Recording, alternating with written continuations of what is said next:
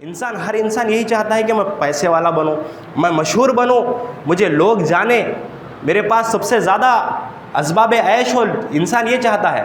مگر جب دنیا میں آپ انٹرنیٹ کھول کے دیکھیے کہ سب سے زیادہ لسٹ اگر سے آپ دیکھیں گے خودکشی کرنے والوں کی، سب سے زیادہ خودکشی وہی لوگ کرتے ہیں جس کے پاس سب سے زیادہ پیسہ ہوتا ہے۔ اس کو مرنے کی کیا ضرورت تھی؟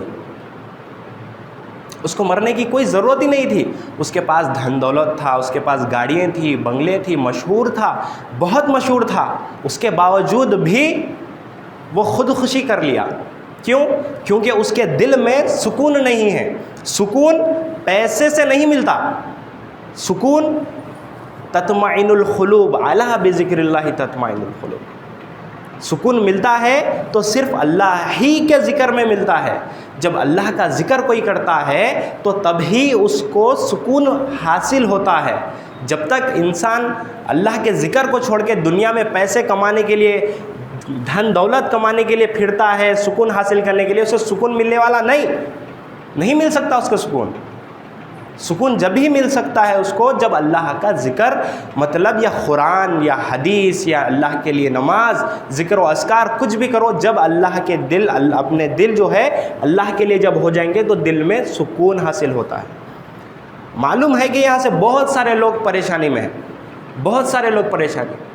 امیر پریشان ہے، امیر کے پاس تو پیسہ بہت ہے پر اس کے پاس بیماری آ گئی ہے، بیماری سے پریشان ہے۔ غریب کے پاس پیسہ تو نہیں ہے، صحت اللہ بہت اچھی دیا، پیسے نہیں ہیں اسی لیے وہ پریشان ہے۔ دنیا میں بہت سے لوگ پریشان ہیں۔ وہ پریشانی سے دور ہونا ہے تو ہم کو نبی کریم صلی اللہ علیہ وسلم کے طریقے پہ چلنا چاہیے۔ جب ہم کو سکون، دنیا میں بھی سکون ملے گا اور آخرت میں بھی سکون ملے گا۔ ہم اگر سے دنیا میں سکون چاہتے ہیں تو اللہ کا ذکر کریں، اللہ کی عبادت کریں، تبھی ہم کو دنیا میں سکون حاصل ہوتا ہے۔ قرآن میں اللہ فرماتے ہیں، قرآن میں اللہ سبحانہ و تعالیٰ فرماتے ہیں کہ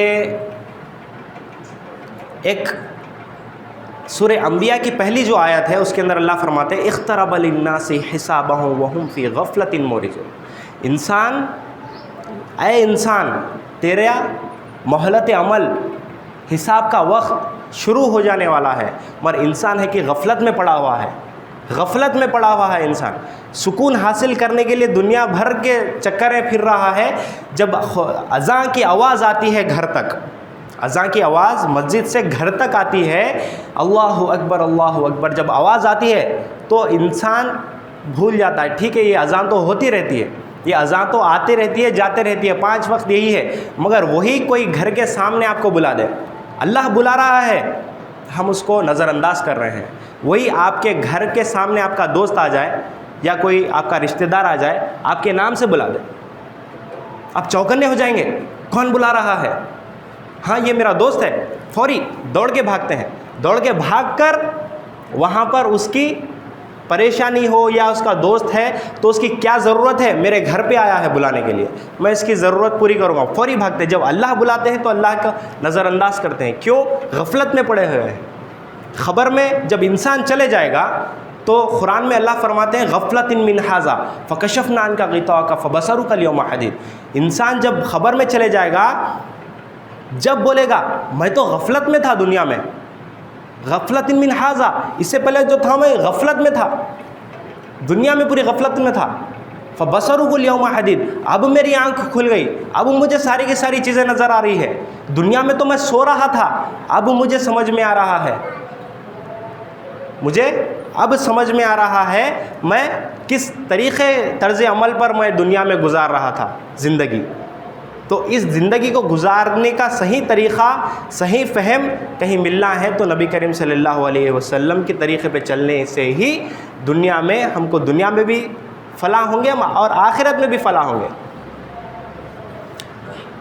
نبی کریم صلی اللہ علیہ وسلم کے بہت سارے واقعات ہیں، بہت سارے واقعات ہیں نبی کریم صلی اللہ علیہ وسلم کے، کہ ایک ایک واقعات اگر سے بولنے بیٹھ جاؤں تو میری زندگی بہت کم پڑ جائے گی، بولتے بولتے زندگی بہت کم پڑ جائے گی۔ ایسے بہت سارے واقعات ہیں۔